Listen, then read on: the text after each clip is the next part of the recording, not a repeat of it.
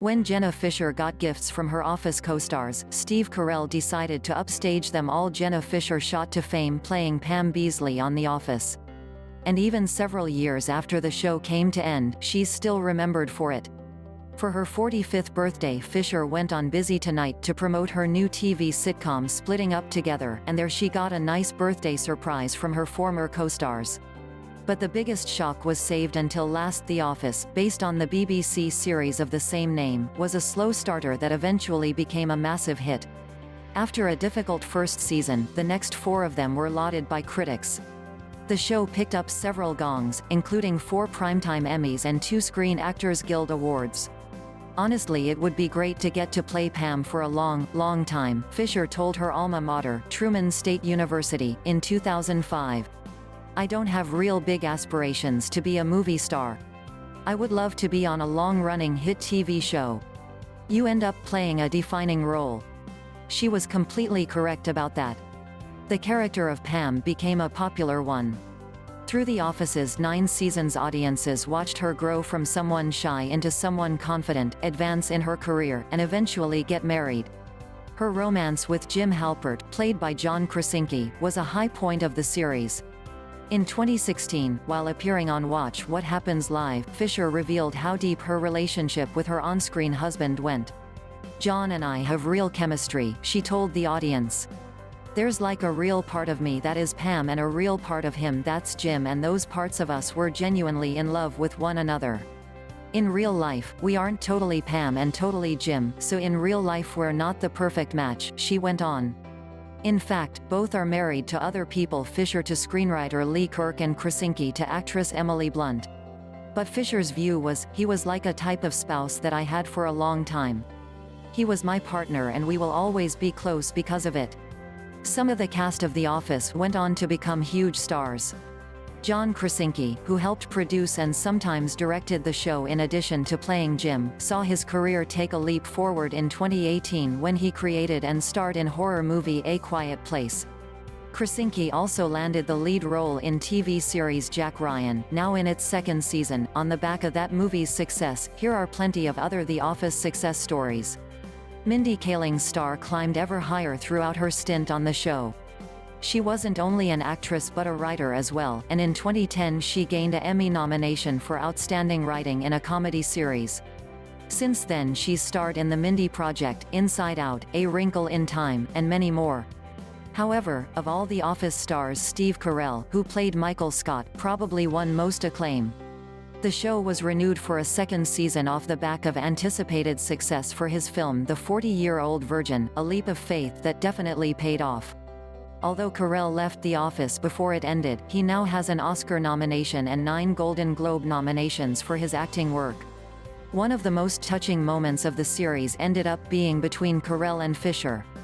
In Goodbye, Michael, the final episode featuring Michael Scott as a regular character, he goes to the airport to leave for Colorado. However, Pam hurries to meet him there so she can say a proper farewell. In October 2018, Carell also got to talk about the scene. He said much the same as Fisher had done. "It was basically just the 2 of us saying goodbye and crying, like, 'I'm going to miss you. It's going to be okay.' That sort of thing," he told Esquire magazine. "I don't remember the specific words, but it wasn't like small talk. It wasn't, 'Is the camera still rolling?' It was an actual moment between us." Even though The Office ended in 2013, fans of the show still hope desperately that one day their beloved program might get a reunion special. As it happens, Carell entertained that idea on a November 2018 episode of Saturday Night Live, and then immediately quashed it, albeit in an amusing way. Some of his Office co-stars joined him for the skit. "It was a great experience, I love all those people, but I just don't think it's the best idea. I think maybe we should just leave it alone," Carell announced. "I don't think it would be as good this time around."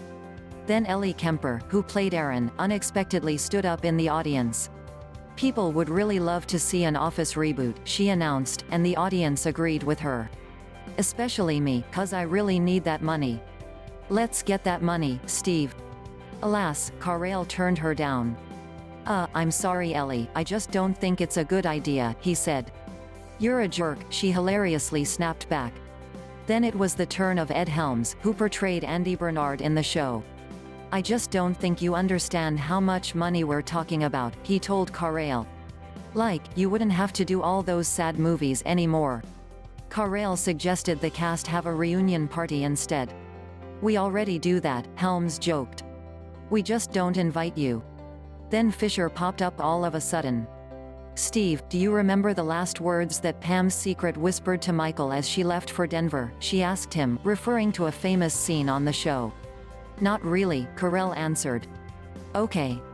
She said, "Steve, don't be a dick, do the reboot." But alas, it was to no avail. A reboot was not announced. But just to show there were no hard feelings, the four former The Office stars posed for a picture afterwards. Fisher posted it on her Instagram with the caption, "Love these nerds." Kemper did the same thing, with her caption reading, "Well, there you have it, babes." But there was another mini reunion a month later. In December 2018, Fisher tweeted a picture of herself with many of The Office main players: Rainn Wilson, Creed Bratton, Angela Kinsey, Ed Helms, Leslie David Baker, Oscar Nunez, Brian Baumgartner, Paul Lieberstein and executive producer Greg Daniels. "I had brunch with these oddballs today," Fisher wrote alongside the photo. "Love you Office mates, The Office." When Kinsey posted a different take of the picture, she wrote something even more touching. "I turned to Ed Helms and said, 'I feel like we are at a family reunion.' He smiled and said, 'We are.'" Obviously Carrale wasn't there, but no, it wasn't really because he hadn't been invited. Kinsey gave a shout out to him and the other absent co-stars. "For those who couldn't make it, you were missed," she wrote. Carrale shortly retweeted the picture on his Twitter with a response, "Miss you guys." Despite Carrale constantly seeming to say no to the idea, there's still a little hope for a new episode of The Office, according to Ellie Kemper at least. "I feel like we could convince Steve Carell to do one episode," she said to Entertainment Weekly magazine in February 2019. "Maybe people could be convinced to do that. I'm not speaking for them, but in my dream, maybe we could do one reunion." That reunion episode hasn't yet materialized, and who knows if it ever will? But The Office aficionados, especially fans of Fisher and Pam, got a nice surprise on Busy Tonight at the end of February. Fisher was appearing on the TV chat show to promote her new comedy Splitting Up Together. Fisher had to guess which cast member had sent her which present, and she made an impressive fits of the challenge. First up was a glass jar full of snacks, and Fisher knew the gift sender immediately. "This is from Ellie Kemper. These are Raisin Crisps from Trader Joe's," she announced delightedly. "This one seems obvious, because it says, 'To Jenna from your BFF,'" Fisher said as she opened it. It was indeed from Angela Kinsey. "When I texted Ange she was like, 'Oh, funnily enough I was just googling bread shirts,'" Phillips said. "She immediately texted me a link, so I knew she really was googling bread shirts." The next gift was a banjo. "This is from Ed Helms," Fisher announced happily. Then she shared another anecdote from The Office set. Creed Bratton played guitar and Ed played banjo, and they would play during lunch. Angela and I would have lunch and listen to them play. Later Phillips got both Fisher and Carrale on her sofa and talked about the prank. "I hate being scared and I don't love scaring people, so I didn't think that through," she told Fisher. "I wasn't expecting a human being to be in the box," Fisher said. "And on top of that I was not expecting that human being to be Steve. I wanna let you know that box is yours whenever you want to come back and surprise any of my guests," Phillips told Carrale. "It's just for you." However, as fun as that would be, Carrale may not have the time to do so for a while. He's got 2 other TV shows coming up, Top of the Morning for Apple and Space Force for Netflix. And Fisher is keeping herself busy as well. She's got Splitting Up Together to be working on now, and she also has a family to raise. She had her first child with Lee Kirk in 2011. The pregnancy was written into The Office for her character that year, and her second baby in 2014. There may or may not ever be a true The Office reunion.